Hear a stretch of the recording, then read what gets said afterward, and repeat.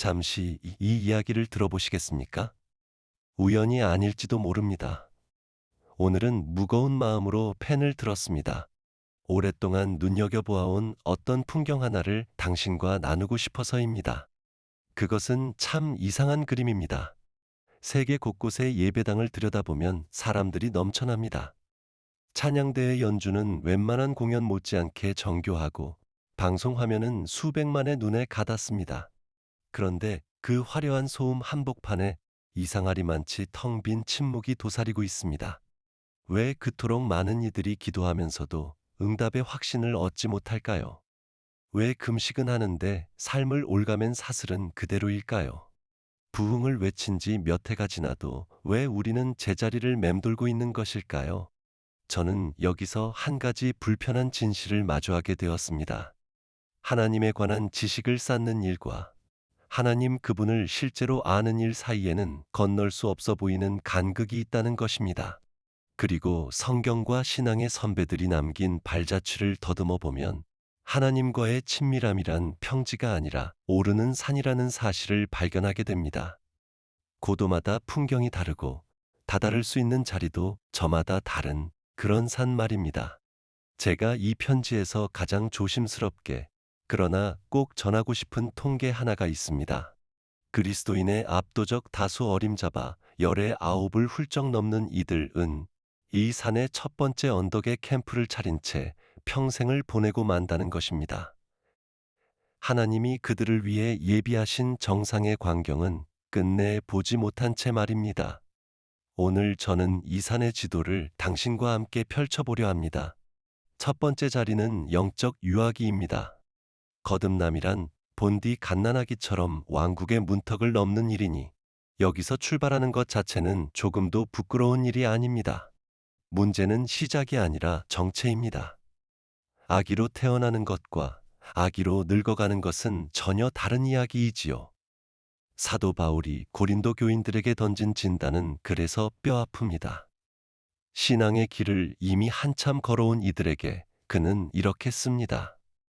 형제들아, 내가 신령한 자들을 대함과 같이 너희에게 말할 수 없어서 육신에 속한 자, 곧 그리스도 안에서 어린아이들을 대함과 같이 하노라. 내가 너희를 저주로 먹이고 밥으로 아니하였노니 이는 너희가 감당하지 못하였음이거니와 지금도 못하리라. 고린도전서 3장. 회심한 지 얼마나 되었는가는 성숙의 기준이 아닙니다. 이 첫 단계에 머무는 이들은 외부의 자극 없이는 하나님의 임재를 느끼지 못합니다. 감정을 끌어올려줄 뜨거운 찬양이 있어야 하고 열기를 돋우는 설교가 있어야 움직입니다. 누군가 대신 기도해주고 성경 읽으라 챙겨주고 예배당에 나오라 재촉해 주어야 겨우 걸음을 뗍니다. 그의 믿음은 바람이 부는 대로 흔들리는 촛불과 같아서 자기 감정의 소리와 환경의 압박과 타인의 말 사이에서 하나님의 음성을 가려내지 못합니다. 그래서 이 자리의 삶은 늘 요동칩니다. 수련회를 다녀온 주간에는 세상이라도 정복할 듯 뜨겁다가 2주만 지나면 불이 꺼지고 자기 구원마저 의심하는 냉랭함에 빠집니다. 야고보는 이 모습을 정확히 그려냈습니다. 두 마음을 품어 모든 일에 정함이 없는 자는 마치 바람에 밀려 요동하는 바다 물결 같으니. 야고보서 1장. 씨 뿌리는 자의 비유 속 돌밭 같은 사람. 말씀을 기쁨으로 받아들이지만 뿌리가 없어 환난이 오면 곧 넘어지는 사람입니다. 해마다 어느 집회에서 첫사랑을 다시 불태우지만 정작 세월과 함께 와야 할 깊이는 끝내 자라지 않는 이들이 얼마나 많은지요. C.S. 루이스는 바로 이 함정을 날카롭게 짚어낸 사람이었습니다. 저는 순전한 기독교에서 이렇게 쓴 적이 있습니다. 신앙에는 물탄 포도주 같은 신앙과 원액 그대로의 포도주 같은 신앙이 있다고 말입니다. 전자는 왔다가 사라지는 감정 위에 지어지고 후자는 감정이 다 식어버려도 흔들리지 않는 의지와 결단 위에 지어집니다. 저는 회심의 순간에 느꼈던 뜨거움을 믿음 그 자체와 착각하는 것이야말로 신앙생활 초기에 가장 위험한 함정이라고 말하곤 했습니다. 우리가 소화기관이 움직이는 것을 평소에는 전혀 느끼지 못해도 그것이 쉬지 않고 우리를 살리듯이 다음 단계로 인도하는 참믿음도 감정의 온도와 무관하게 존재의 깊은 곳에서 조용히 순종하며 일합니다. 이 첫 자리를 벗어나려면 결단이 필요합니다. 더는 젖만 먹지 않겠다는 결단, 성장은 결코 저절로 편하게 오지 않는다는 각오, 씹기 힘들어도 단단한 양식을 찾아 나서겠다는 다짐입니다. 그리고 그 첫 번째 단단한 양식의 이름은 정체성입니다. 두 번째 자리는 자녀됨을 깨닫는 자리, 곧 아들됨의 자각입니다. 신앙의 여정에서 가장 결정적인 전환이 여기서 일어납니다. 마치 시동 열쇠가 처음으로 돌아가는 순간과 같아서 이제 부모의 신앙도, 목회자의 신앙도, 배우자의 신앙도 아닌 자기 자신의 신앙을 세워야 함을 깨닫는 자리입니다. 바울은 갈라디아서 4장에서 이 전환을 아름답게 설명합니다. 상속자가 아직 어릴 때는 종과 다를 바 없이 후견인 아래 있지만 때가 참에 하나님이 그 아들을 보내사 우리로 양자됨을 얻게 하시고 그 아들의 영을 우리 마음에 보내사 아빠 아버지라 부르게 하셨다고 말입니다. 종에게는 책임은 있어도 접근권은 없습니다. 아들에게는 책임과 더불어 접근권과 상속이 함께 주어집니다. 이 단계에서 영적 훈련은 억지 의무에서 진짜 갈망으로 바뀝니다. 누가 시켜서가 아니라 아버지가 보고 싶어서 새벽에 눈을 뜨고 목록을 채우기 위해서가 아니라 그분의 음성이 그리워서 성경을 펴니다. 이 전환은 그리스도 안에서 발견한 참된 정체성 위에 서 있습니다. 더는 내가 하나님을 위해 무엇을 하느냐가 아니라 하나님 안에서 내가 누구인가가 삶의 중심이 됩니다. 로마서 8장은 이 자리에서 삶의 선언문이 됩니다. 무릇 하나님의 영으로 인도함을 받는 사람은 곧 하나님의 아들이라 우리가 아빠 아버지라고 부르짖느니라. 자녀이면 또한 상속자 곧 하나님의 상속자요 그리스도와 함께한 상속자니 이 계시는 모든 것을 바꿉니다. 기도는 구걸이 아니라 아버지와 아들의 대화가 되고 영적 권세는 의식이 아니라 가문의 이름에 근거하게 되며 자존감은 성과가 아니라 소속에서 옵니다. 그러나 이 자리에도 매일의 값이 따릅니다. 누가복음 9장의 말씀이 여기서 실감나게 다가옵니다. 누구든지 나를 따라오려거든 자기를 부인하고 날마다 제 십자가를 지고 나를 따를 것이니라. 이 단계의 십자가는 위기 때만 지는 것이 아니라 규칙적인 금식이며 하나님의 얼굴을 구하기 위해 잠을 내어놓는 밤이며 그날의 감동적인 구절 한 줄을 넘어선 말씀 묵상입니다. 참된 자유는 신성한 리듬에 스스로 복종할 때 찾아온다는 역설이 여기서 작동합니다. 첫 자리의 아기는 누군가 먹여주어야 하지만 이 자리의 아들은 스스로 먹는 법을 배웁니다. 말씀에서 직접 양식을 구하고 자기 불꽃을 스스로 지피며 누구를 거치지 않고 아버지와 연결되는 능력을 키워갑니다. 그런데 바로 여기 너무나 안락해서 많은 이들이 아예 짐을 풀고 눌러앉아 버리는 지점이 있습니다.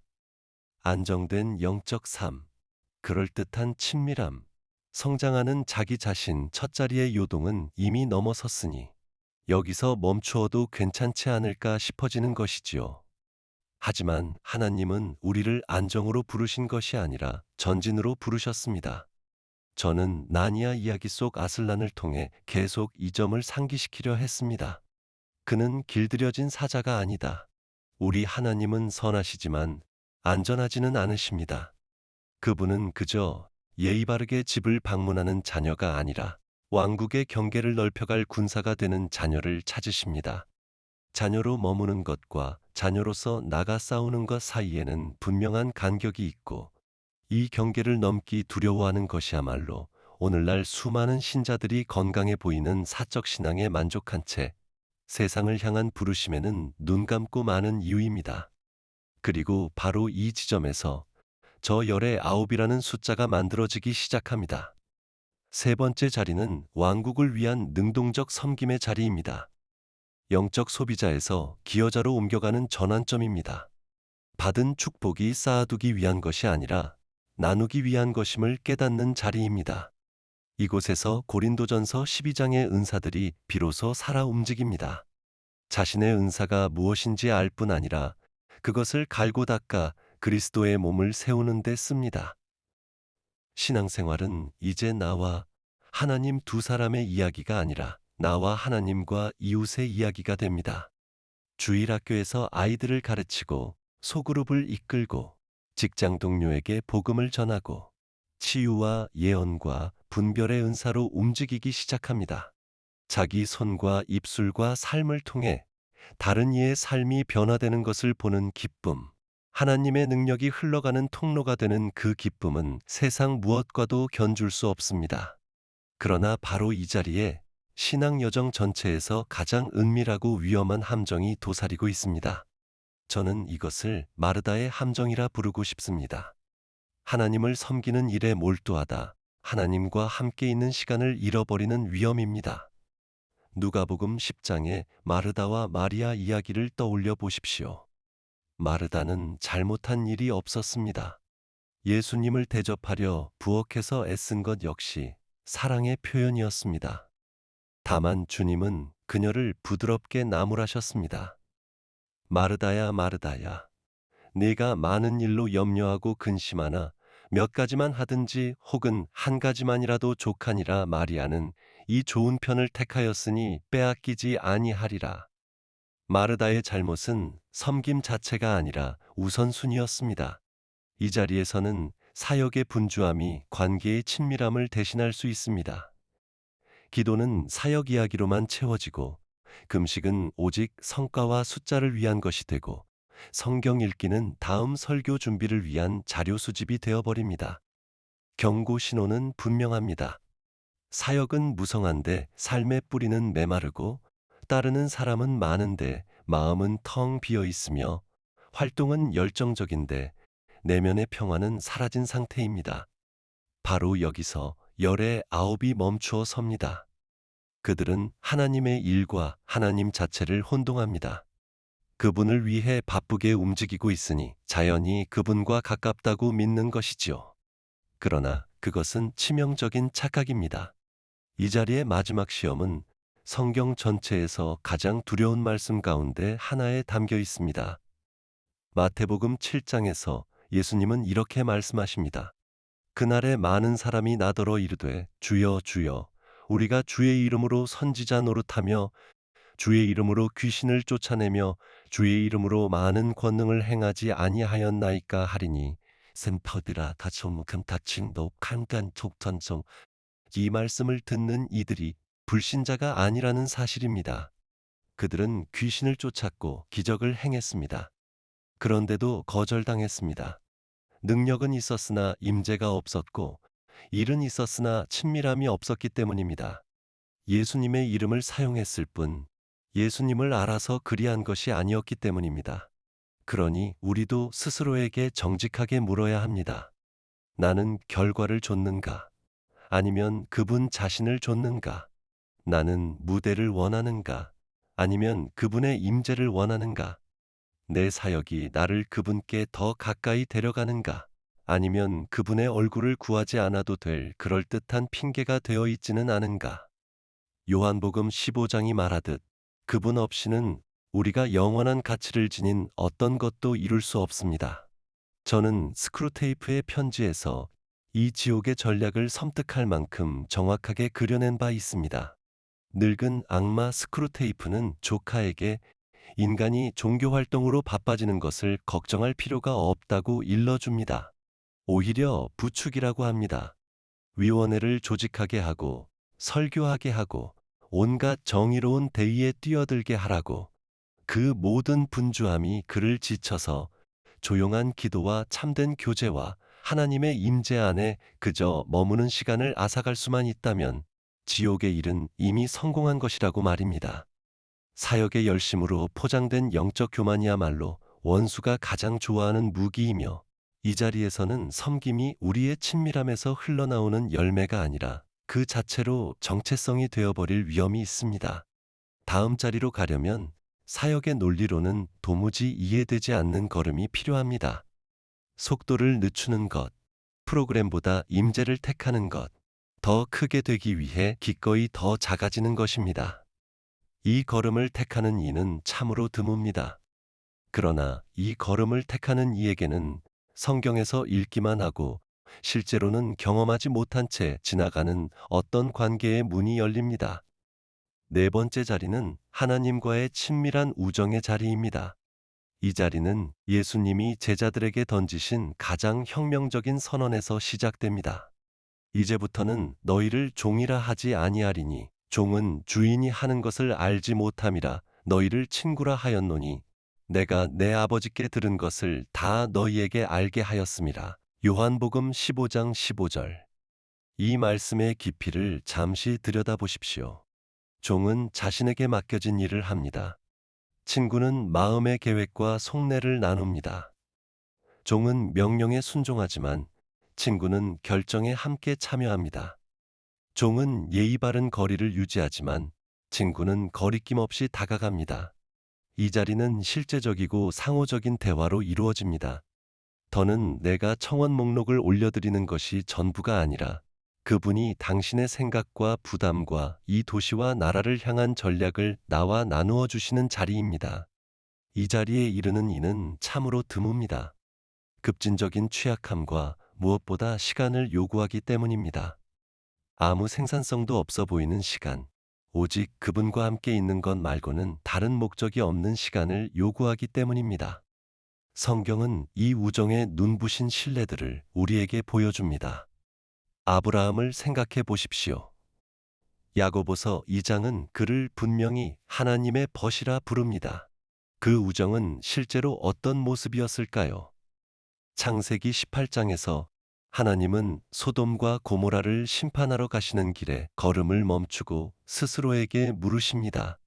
내가 하려는 것을 아브라함에게 숨기겠느냐?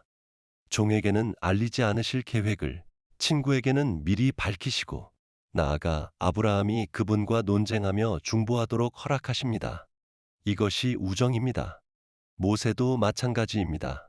출애굽기 33장은 이렇게 증언합니다. 사람이 자기의 친구와 이야기함 같이 여호와께서는 모세와 대면하여 말씀하시며 그것은 꿈이나 환상을 통한 먼 소통이 아니라 얼굴을 마주한 대화였습니다. 모세는 이스라엘을 멸하지 마시라 하나님을 설득했고 하나님의 영광을 보여달라 청했으며 그분은 실제로 보여주셨습니다. 이 우정의 특징은 이것입니다. 당신이 그분을 찾을 뿐 아니라 그분도 당신을 찾기 시작하신다는 것입니다. 이 자리에 들어가고 머무는 값은 완전한 열려 있음입니다. 산만함을 하나하나 걷어내고 일정 안에 긴 침묵의 시간을 새겨 넣어야 합니다. 열왕기상 19장에서 엘리야는 하나님의 말씀을 기다리고 있습니다. 강한 바람이 지나가고 지진이 일어나고 불이 타올랐지만 본문은 여호와께서 그 어느 것 안에도 계시지 않았다고 말합니다. 그 뒤에 세미한 소리, 곧 속삭임이 있었습니다. 우정의 목소리는 좀처럼 외치지 않습니다. 그것은 속삭입니다. 그리고 그것을 듣기 위해서는 세상의 소음과 우리 영혼 안의 소음마저 잠재워야 합니다. 그것은 화면을 들여다보는 시간을, 헛헛한 오락의 시간을, 때로는 열정적인 사역의 시간까지도 줄여야 한다는 뜻입니다. 그것은 하나님이 당신에게만 말씀하시는 고유한 언어를 배우는 일이기도 합니다. 영혼에 스치는 미세한 인상, 어떤 결정을 확신하게 하는 설명할 수 없는 평안, 오직 당신만이 알아채는 은밀한 확증들. 이 자리에 이르면 마치 전화기 너머 가장 친한 벗의 목소리를 단번에 알아듣듯 그분의 음성을 분별하는 법을 배우게 됩니다.